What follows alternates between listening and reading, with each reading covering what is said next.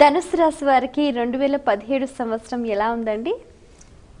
నిజానికి ధనుస్సు రాశి వారిలో ఒక లక్ష్య సాధనాశక్తి ఉంటుంది, కానీ వ్యయంలో శని సంచారం, లగ్నంలో శని సంచారం అనే వాటి వల్ల అది కొంత కుంటుపడుతుంది.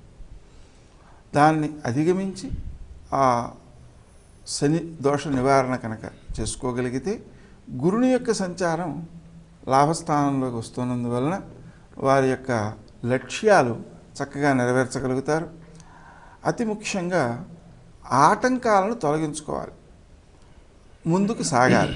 అలా చేయాలంటే ఆ శనిగ్రహానికి సంబంధించినటువంటి ఆంజనేయ స్వామి యొక్క ఆరాధన చాలా బాగా ఉపకరిస్తుంది. అలా చేస్తుంటేనే పనులు ముందుకు నెరవేరుతాయి, లక్ష్యాలను బాగా సాధించగలుగుతారు. ఈ రాశి విద్యార్థులకు ఈ సంవత్సరంలో ఎలా ఉండబోతోందండి? ప్రధానంగా అదృష్టయోగం కనపడుతోంది. ఎందుకంటే లాభ బృహస్పతి వచ్చే అవకాశం ఉంది. శ్రమతో కూడిన విజయం లభిస్తుంది. వాత్సల్యంతో పనిచేయండి. పెద్దల ఆదరాభిమానాలు ఉన్నాయి. ధనలాభం కూడా ఉంది. తొందరపడి నిర్ణయాలు తీసుకోవద్దు. మోసం చేసేవారు ఉన్నారు, బాగా ఆలోచించి సమాధానం ఇవ్వండి. కుటుంబ సభ్యుల సూచనలు తప్పనిసరిగా పనిచేస్తాయి. కలహాలకు అవకాశం ఇవ్వరాదు. శనిదోషం అధికంగా కనపడుతుంది. మంచి పనులు చేసి గొప్పవారిగా గుర్తింపు పొందుతారు. ఆనందోత్సాహంతో ముందుకు సాగాలి. ఈ రాశి వ్యాపారస్తులు ఎలాంటి జాగ్రత్తలు తీసుకోవాలండి? అప్పులు ఇవ్వకూడదు.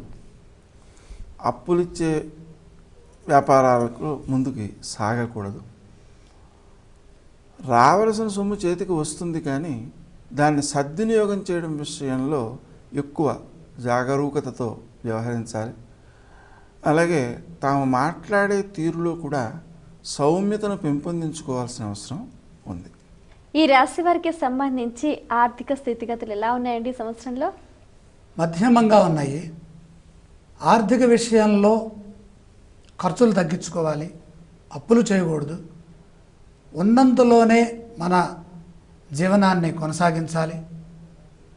పెద్ద పెద్ద ఆశయాలు పెట్టుకొని అవి సిద్ధించక నిరాశపడి చివరికి అనారోగ్యం తెచ్చుకునే స్థితికి చేరకుండా చూసుకోవాలి.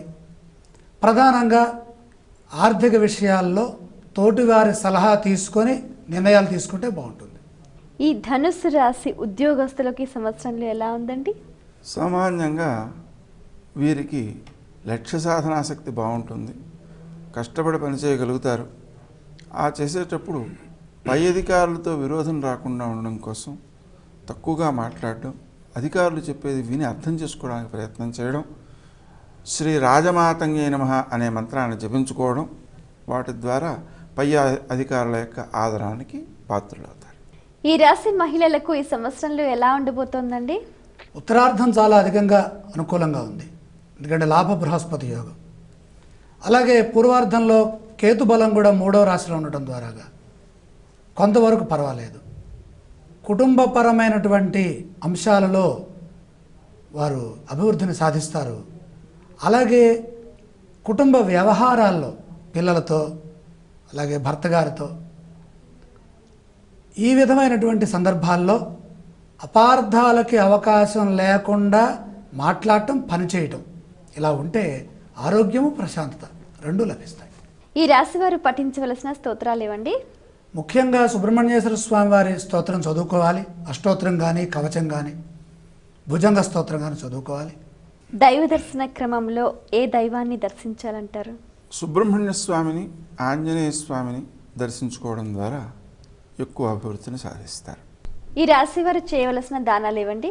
శనిదోషం అధికంగా ఉంది కాబట్టి 12 జన్మ రాశులలో శని సంచారం కనపడుతుంది కనుక ముఖ్యంగా నువ్వులు దానం చేస్తే శని అనుగ్రహం లభించి ఉపద్రవాలన్నీ కూడా తొలగుతాయి.